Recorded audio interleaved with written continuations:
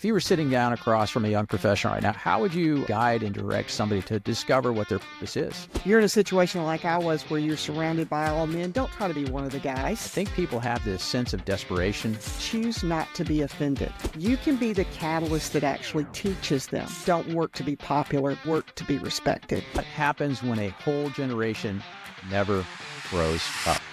Welcome to P Cubed. I'm Preston Poore, and today's guest is someone who influenced countless careers and lives through her leadership and writing. Dee Ann Turner is a best-selling author, an accomplished speaker, and a former vice president of talent at Chick-fil-A. In this episode, we're going to discuss her book, Crush Your Career, explore her journey as a trailblazing woman leader at Chick-fil-A, and other topics. Dee Ann, welcome to the show.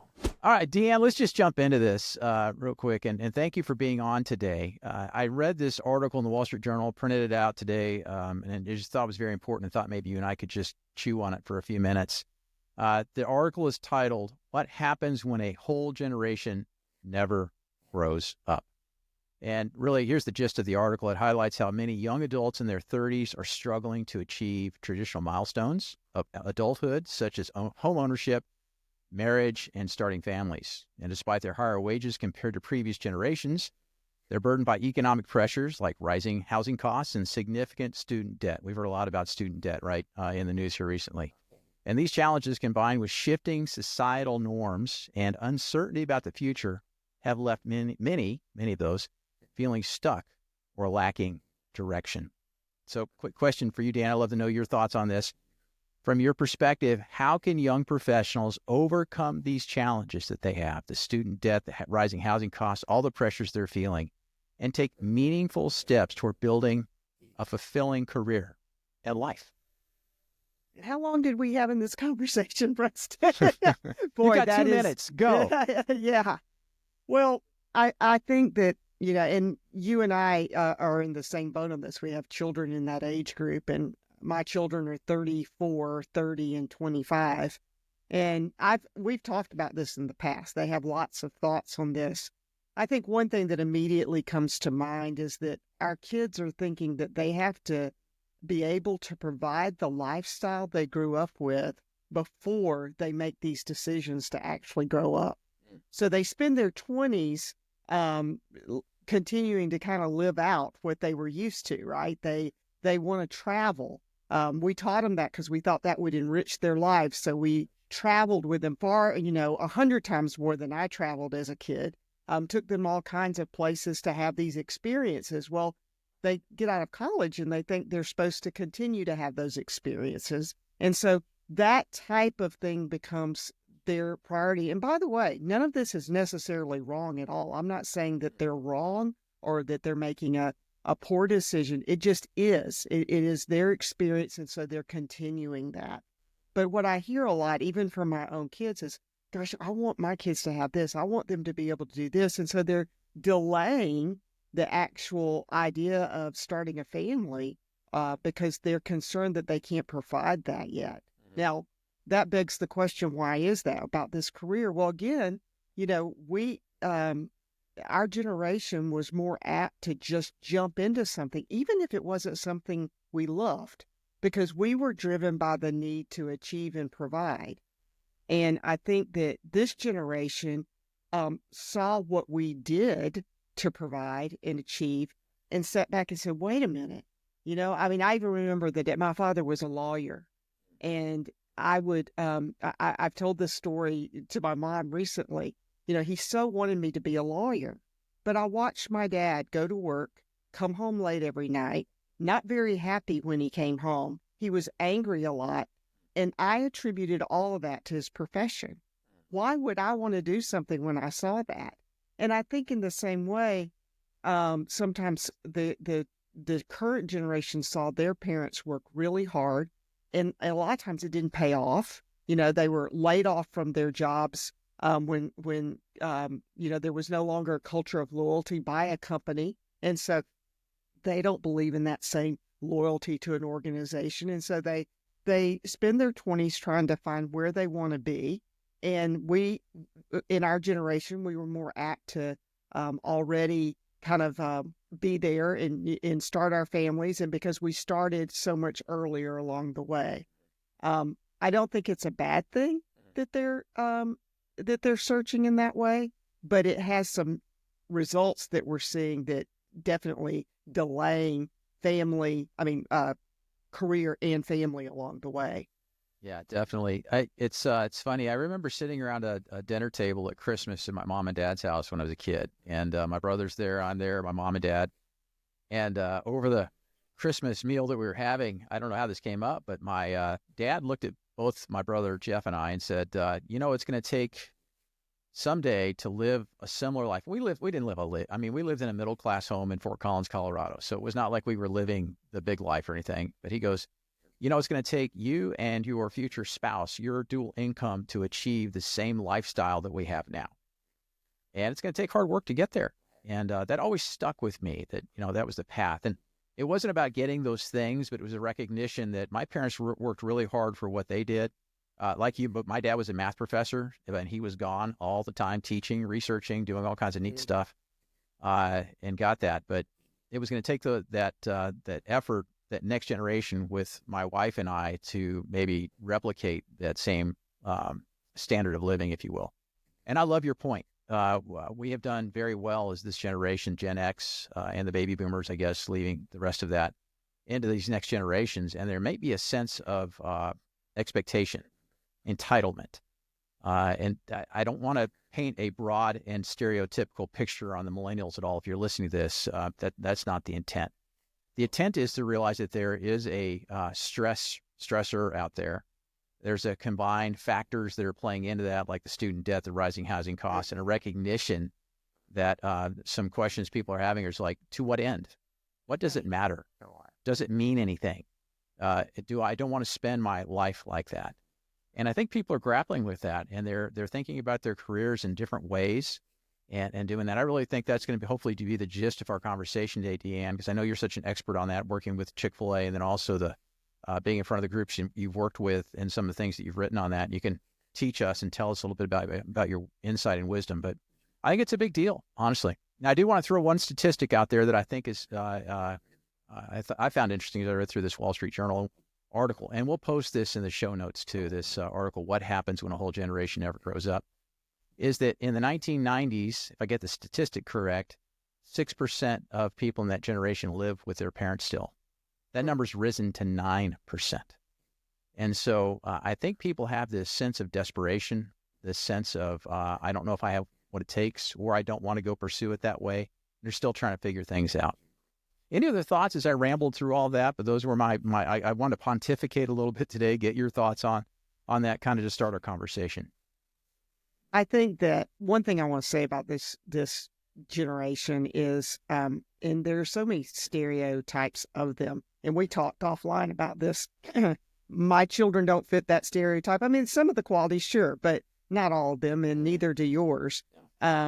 And so I don't want to be too stereotypical. I think they get a bad rap sometimes. And I think that circumstances are, one thing I want to say is it's very different. They talk about, it's so different than when we were young adults. The pressures they have around the social media, for example, and the impact that has on them, and the comparison that happened in this. And honestly, a lot of it, of course, is not reality, but it's the reality that they live all the time. And I think that influences how they see and how they compare themselves. I think that I don't find it so much an entitlement. It's just an expectation, a desire. It's like what I hear my kids say is, I want my kids to have what I had. And I want to find that trick to that. Well, there's not a magic formula. I mean, for us, and I'm not even sure if it still works, Preston, but for us, it was, we started early, we worked hard, and we saved money, and we didn't have the same opportunities that they have coming at them today, and the same competition. I think about simple things like pets. When I was growing up, we had a family dog. Now, maybe it was just our family, but I think this might have been true in the 1970s. The dog lived in the backyard, and if it got cold enough, the dog came inside. The pet business, especially around dogs, is unbelievable in our world. Oh, yeah. And they've become the children of this generation. And So a lot of the affection and so forth goes into that. But I mean, just differences. There are so many differences and so many. I think their world is far more complicated than ours. So I don't think this is a short conversation. I think the article was very stirring to think about, but I think it's far more complicated than sometimes the people we hear talking about this, especially in the job place and the leaders in the job place that they want to stereotype every millennial and say, well, they're just this or they're just that. It's a much more complicated situation than that. Sure. A couple thoughts. My daughter, Caroline, when she hears that millennials are lazy, she just throws her hands up and goes, "Are you kidding me? I've worked very hard for what I'm doing, where I'm going, what I've done, and any of those things." And that's not the case for her. I know for my son and both their spouses as well. So that's my world on it. So I wholeheartedly agree with you on that. And the other thing is, though, so I want to lead this because I wanted to start talking about solutions with you as we move into this, because in thoughts about how do we reframe some things and help the next generation along, even though they have the challenges that are different. There's still some evergreen principles that are out there that are still applicable today that they can work with to overcome the challenges that they're facing. But one just side note, the way I looked at our lives when we were in, it sounds like, because we were born in the 20th century. It makes us feel very old, doesn't it? Right? Born in the 1900s is the way I've heard it said. But when Carl and I get married, we were both 25 and 26, and we did things as we went. Things as we went along. There was a compounding effect to it. Mm-hmm. And to your point right now, I think people are waiting until they get to the edge or to a precipice or some point in their life milestone, then they can do something. Mm-hmm. And it's just a perspective that they have. And right. And that might be fair the way they look at it. And so just a different way to do it. Yeah, I think that's very true. Yeah. Hey, so let's move in. I want to talk about your book, Crush Your Career. If you haven't picked a copy of that up, I highly encourage you to do that. But because of your career at the Chick-fil-A company and everything there, you've come out of this and talking about that topic. What are some key lessons that you would hope the readers would take away and our listeners might hear from you today? Well, first of all, I talk about in the Crush Your Career book, it really starts from part-time jobs all the way to coaching on retirement. So it's the full life cycle of employment that I try to help the reader think about different phases of the career, whether they're just starting out, as the book title insinuates, but also when you get your first leadership assignment, when you run into your first big landmine in your career, when you're thinking about what's next after your current job. So I really help guide the reader through all of those stages. I wrote that book, interestingly. So my second book, Bet on Talent, I actually wrote right after I retired from Chick-fil-A. And my key audience was people like Chick-fil-A operators, people who owned their own businesses and were trying to lead. And it was to help them figure out how to find and keep and grow extraordinary talent. And Crush Your Career teaches talent how to be extraordinary. So I really look at it from the perspective of a leader who led a lot of talent and said, hey, these are some of the steps you can make in your career to really crush it. The first thing, and even back to our conversation we were talking about before, this is the thing I think a person just starting out should pursue above everything else. And that's this: find your why. What is your purpose? Because if you don't know what your purpose is, then everything you do along the way is just like, throwing darts at a dartboard. You might hit the bullseye, but more times than not, you're going to miss. And so trying to discover that and learn what your real purpose is, I think, is key to having a successful career. Can we pause there for just a second? Because I talk to a lot of people about purpose, Dee Ann, and so you've certainly got a great perspective on this. How, if you were sitting down across from a young professional right now, how would you, guide and direct somebody to discover what their purpose is? Well, the first thing I'm going to say is, what passion just drives you? What do you feel like you do better than anyone else does? I share this story a lot, and probably other people do as well, but you might remember from the movie Chariots of Fire, really old movie. I don't remember when it came out, about the Olympian, and he would not run on the Sabbath. And that was what the whole story was about. But his sister comes to him at one point, and she really tells him that that he really should be in ministry, not running. And he said, but when I run, I feel God's pleasure. And that's the question I often ask. When do you feel God's pleasure? It doesn't have to, you don't have to know what the specific career is or any of those things, but it's just, what is that thing? And when you feel God's pleasure. And when you determine that is, that's going to help fulfill your purpose. The next thing I ask them is I say, find out from other people. Ask other people what you do better than anyone else. And especially when we're starting out, I know this about myself. There were things I didn't know. Like, for instance, selecting talent is an art. I didn't know that God gifted me specifically for that when I started out. It actually took me years to figure out, oh, that's what I do well. I don't do everything well, but that was my unique gift and ability. And so finding those things that you do generally better than other people will help you find your purpose. Finding the passion, finding those things that you love that drive you, and then asking the question, what am I better at than most people? That'll get you on your path to finding your purpose. Yeah, that's so good. It's I use the phrase. I'm very familiar with the story. I think it's Eric Little. That's right. Is the gentleman's name. And Cherry's Fire came out. I was thinking through this. It's like the early 1980s. So we're dating ourselves, Dee Ann. But a great story to pass on. But the point is this. I use this phrase as what makes your heart sing. What lights a fire inside of you when you do it. And that gives you a hint toward your purpose and what you're created for to go and do. And so I think that's a wonderful beginning point. So let's go on from purpose. You had some other thoughts around that in terms of crushing your career. After you find your purpose, then find an organization that purpose aligns with. Where can I go that I can live this out? One of my sons has been with his organization unusually, and I think it's 7 years.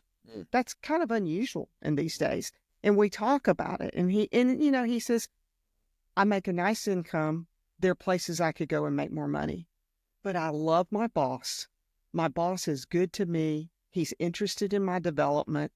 I love my boss's boss. She's interested in my development. We have a great culture. I think that's such a smart decision when I hear him talk about that, because those things, that means his purpose is aligning with his work.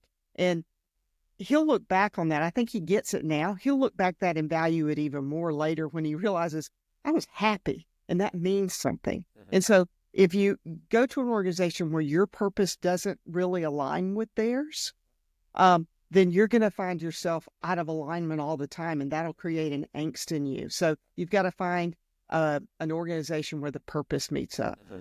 Next, you want to choose your leader carefully. And, you can fire your boss. Now, sometimes that means you have to go get another job to do that. But you want a leader that is aligned with your purpose, or at least wants to support you in your purpose and what you want to do, and will engage and develop you in your work. So finding your purpose, and then finding an organization that aligns with that, and then finding a leader within that organization that aligns with that is all key. Now, somebody's sitting there going, you make that sound so easy. No, it took me, a long career to figure these things out. So it's not easy at all, but it's always easier when you start with a plan and with a formula for doing that, rather than just sending out 100 resumes to 100 different organizations and nothing's targeted to what you're doing. Yeah, it's funny. Dee Ann, like you, at Coca-Cola Company for 22 years, and even before that, working for Ralston Purina and for Hershey Chocolate, I didn't manage my career very well. And what I mean by that is I didn't go do what you just said. I didn't understand necessarily what my passions were. I had a feeling for what they were and what I did well, but I didn't nail those down. I realized those later on. 2, I didn't select organizations based on the culture, to your point, and how can I live out my purpose there. And then 3rd, I was not very good at picking the leaders that I wanted to work for. And so a lot of that created all these environments and these relationships where I got I was shaped, molded, probably not the best way, but some good stuff came out of it. Some other stuff, some bad habits came out of it as well that I had to work through. But my point in all of that is that if you're listening to this today, Dee Ann and I both went through, it sounds like, the school of hard knocks. And if you're like me, you didn't realize these things until I was later in my career. And I actually turned down roles and or interviews because of the culture of the team inside where I worked, or the leader. And after I understood what good looked like, what excellent looked like, I didn't want to go into a situation that wouldn't be excellent or didn't have the potential to get there. So I think all of your advice in terms of that is fantastic, and thanks for doing that. Let's move into your role at Chick-fil-A. I remember our initial conversations. I loved your story about how you got into Chick-fil-A and how you rose in through the ranks and into the role that you were in before you left. Tell us a little bit about that, and maybe one leadership lesson that you learned while at Chick-fil-A. So, interestingly, you led right into it with your previous comment, Preston, about your experience. And I had been working for an organization with a very poor culture, with a leader I did not align with. My very core values did not align with the organization or my leader. And so it was actually my husband that identified, you're unhappy and need to make a change.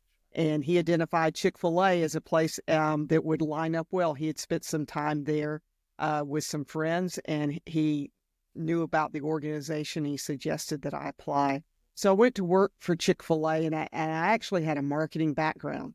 And that was what I was trying to get a job doing. And I was turned down twice, and then finally was able to get an interview with them. And they did not hire me to be in marketing. They hired me to be in human resources, because the guy who hired me saw something in me I didn't see in myself. And that goes back to other people helping you figure out your purpose. He saw something in me. Now, I didn't magically know my purpose because he saw it. It took me a few more years for that realization to come out, because my plan was I was going to return to marketing, and in a couple of years, I'd know where all the jobs were. So I took the job in HR.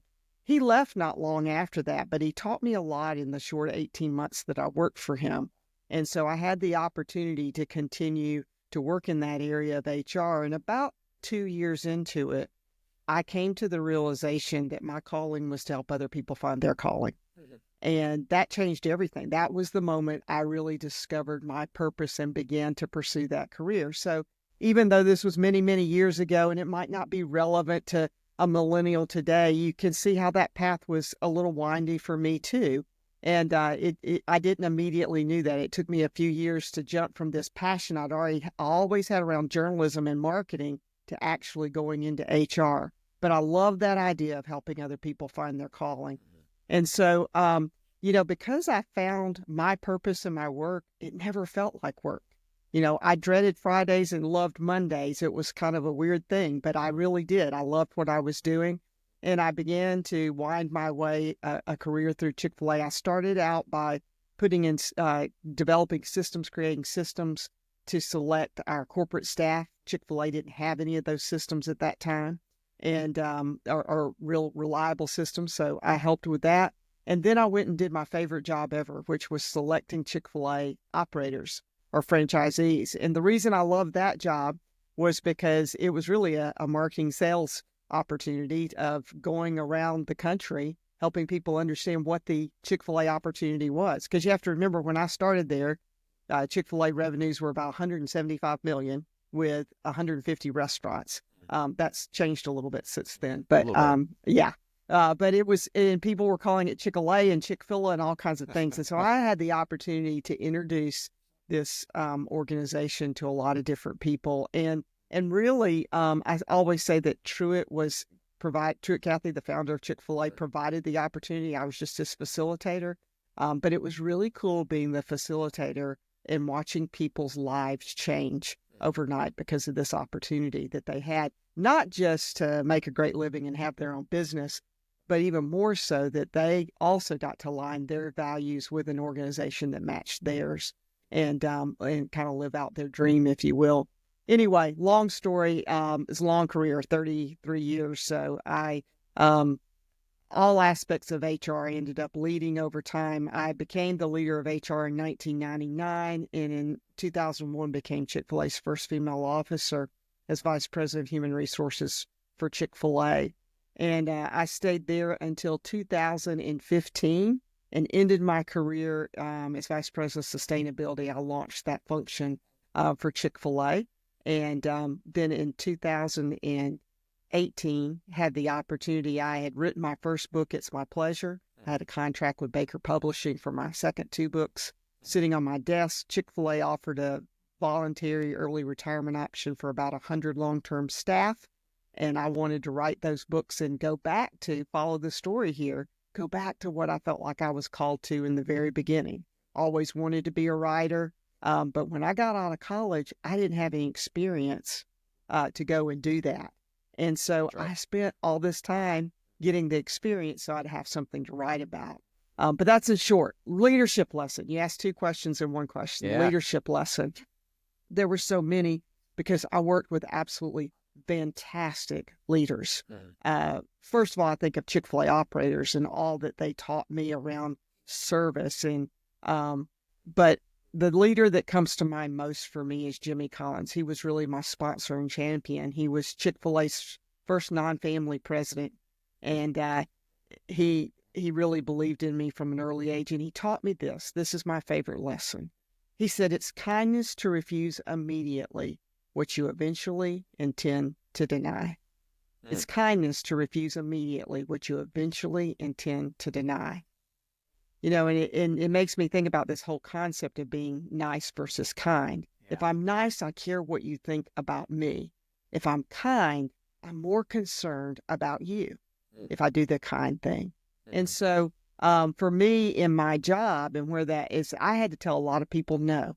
We would get, it's more now, but at the time it was about 60,000 applications for 100 opportunities a year to be a franchisee. So I spent a lot of time telling people no and redirecting them.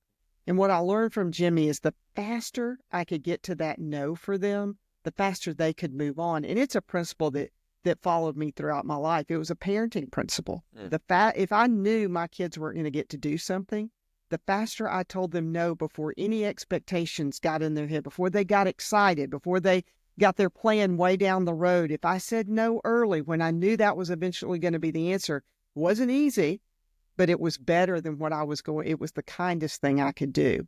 And so that was a big leadership lesson that Jimmy taught me that I try to continue to pass on to others. That's fantastic. I love this nice versus kind, and the focus is on me versus others. That's fantastic.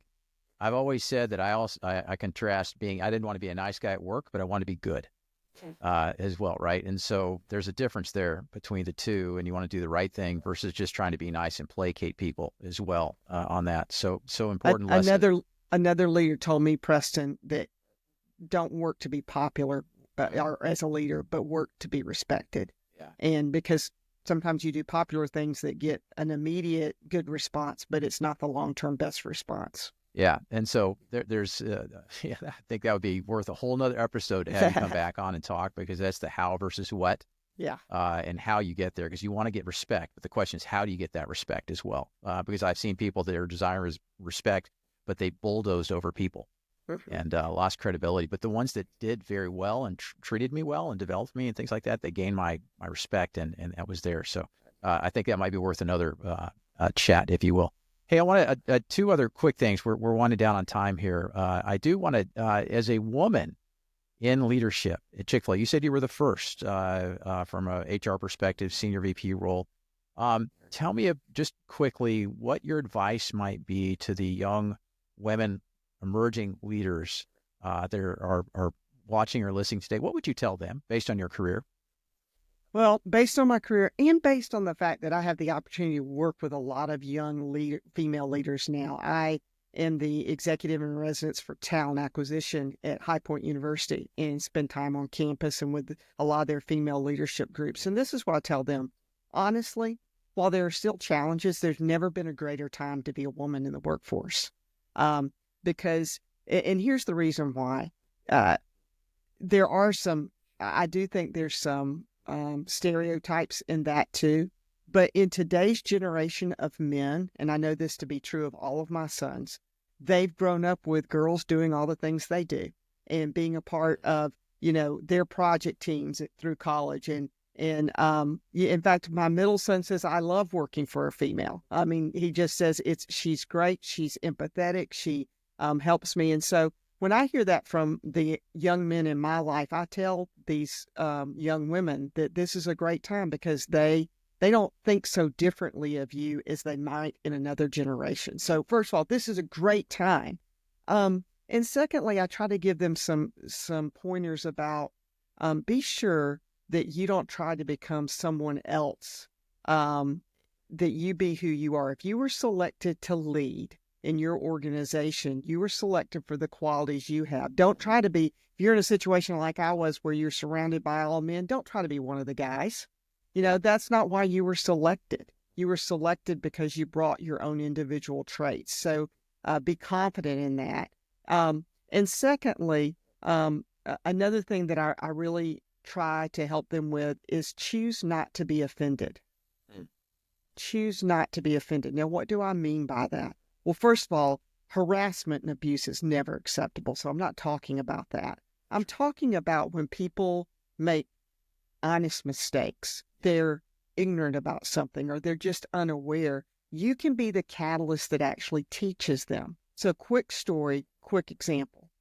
I would be in meetings with all men and we would take a break from our discussion and they would go to the men's room. I'd go to the ladies' room. Well, we'd come back and the decision had been made.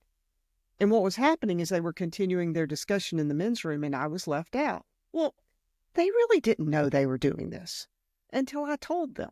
And so I just kindly said, hey, do you realize that this is what happens?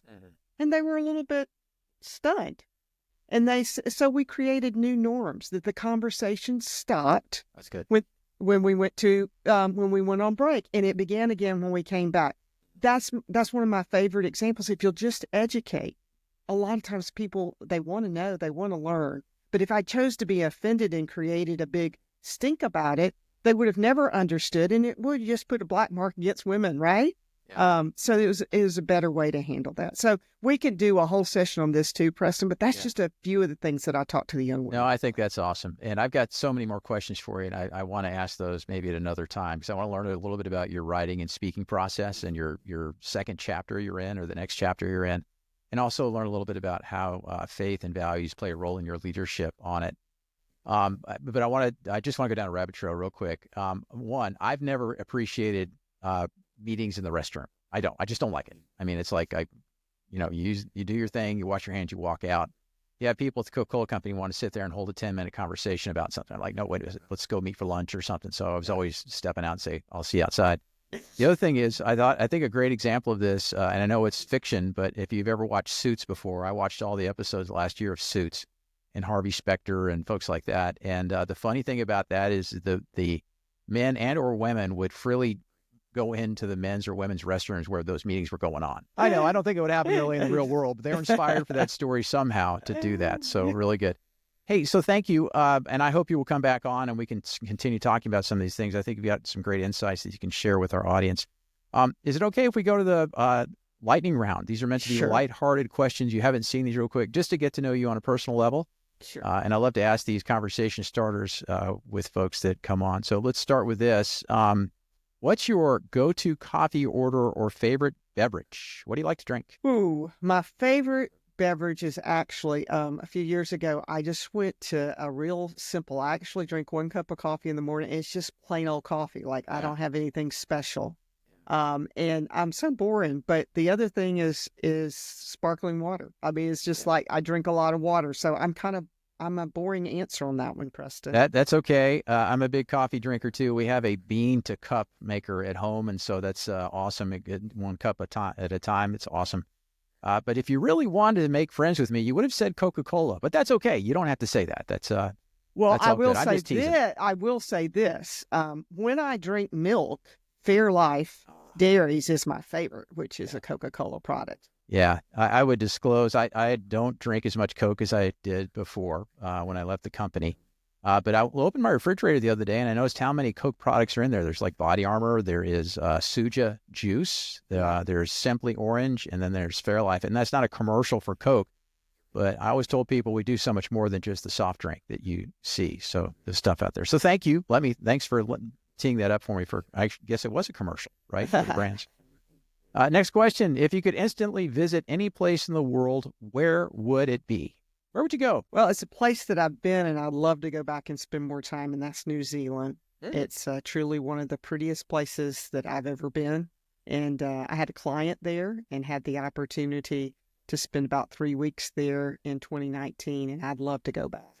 Yeah. I actually, we just interviewed Matt Tresidder, who I guess is the CEO of Leader, which is a leadership technology organization in Dallas, Texas, and he's a Kiwi. So it was fun to hear his accent and then talk about all that. It's a long way, though, Dee Ann, to fly. It is a very long trip. Yeah. Hey, what's one fact about you that most people don't know? One fact that there's probably a number of facts that most people don't know, but one is that I can say the Superman call backwards. Okay, so please, I'm not going You're to go on supposed to to the next bite on and that, Preston. I was like, okay, that's awesome. You stunned me. Could you do it for us live? Well, sure. Do you know what the Superman call forwards is? I don't. So if you remind the audience, forward and then do it backward, that'd be great. Yeah. Look, it's a bird. It's a plane. No, it's Superman. Up, up, and away. So backwards, that's cool. Stay adrip, stay enop, on stay narrowpuss, poo, poo, poo, down your way. That's awesome. That's like backward masking on a record, right? That's what you hear backwards. That is a unusual. I'm watching replays of David Letterman now on Samsung TV, and that would be under the stupid people tricks right there. That's fantastic. I love it. You would have been on air with David. That goes back to my husband's youth ministry days and a story for another time. Okay, I'd love to hear that. That's fantastic. And last question here. What song always puts you in a great mood? September by Earth, Wind, and Fire. Okay. Yeah, 21st of September, right, is what the lyrics are. My kids, Ben and Emma, got married on that day, September 21st, this past year. And guess what song they played?